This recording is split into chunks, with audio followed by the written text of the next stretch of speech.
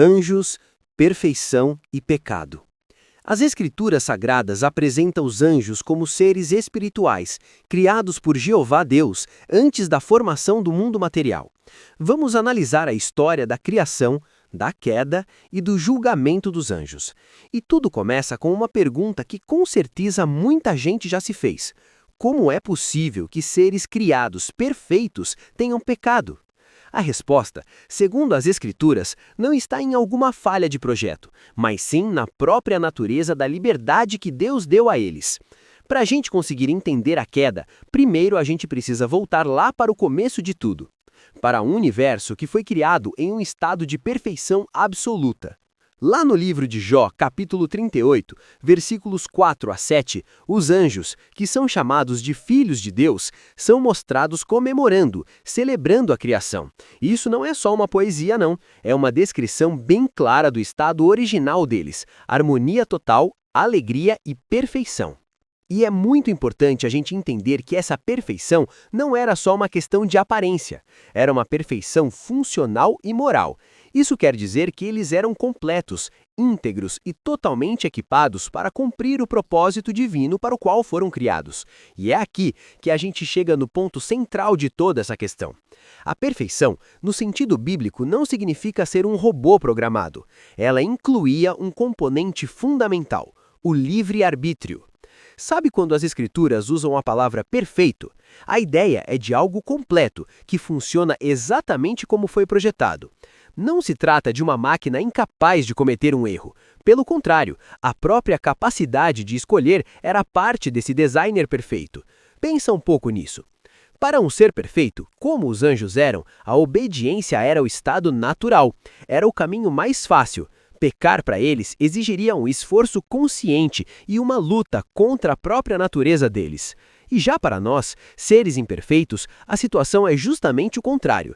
A gente precisa se esforçar muito para fazer o que é certo. O que isso significa, então?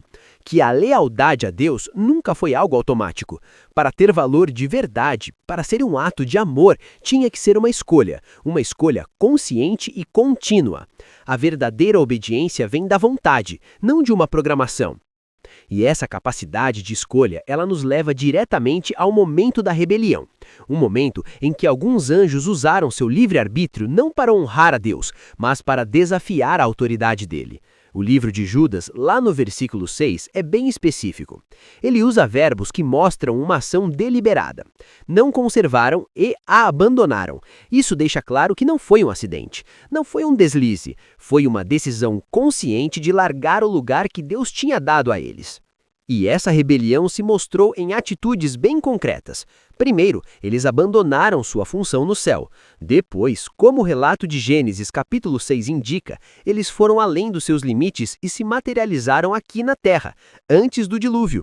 O resultado foi uma mudança total na identidade deles. Eles se tornaram demônios. A consequência foi imediata, mas não foi a aniquilação, foi uma queda espiritual. Eles perderam a posição elevada que tinham, o favor de Deus e a comunhão com Ele. Sofreram uma degradação profunda do seu estado original.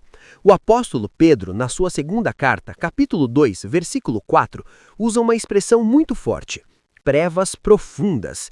Isso não está descrevendo um lugar físico, mas sim uma condição de isolamento espiritual total. Cortados da luz e da verdade de Deus, só aguardando o julgamento final. A Bíblia até usa um termo específico para essa condição: Tártaro.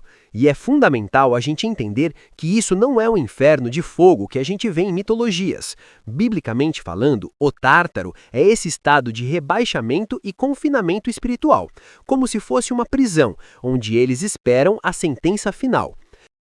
Mas essa condição de confinamento não é para sempre. Ela nos leva ao capítulo final dessa história, o julgamento.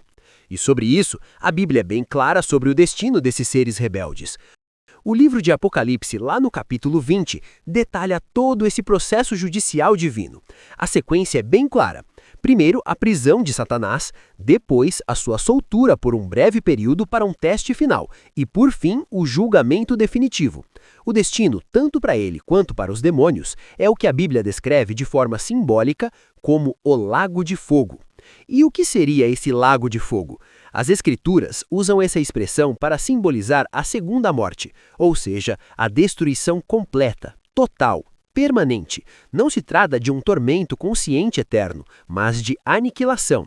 Como diz em Hebreus capítulo 2, versículo 14, é a eliminação completa e final de todo o mal. Então, ao analisar essa narrativa toda, a gente fica com 3 verdades fundamentais. Primeiro, a criação original de Deus era sim perfeita. Segundo, o livre-arbítrio é uma parte real e essencial dessa criação. E terceiro, a justiça divina vai garantir que o mal, no fim, seja completamente eliminado. E a conclusão lógica de tudo isso é a seguinte: a existência da rebelião nunca foi uma ameaça à soberania de Deus. Pelo contrário, todo esse processo, desde a criação até o julgamento final, serve a um propósito maior: vindicar, ou seja, provar plenamente a justiça e a sabedoria de Deus diante de toda a criação.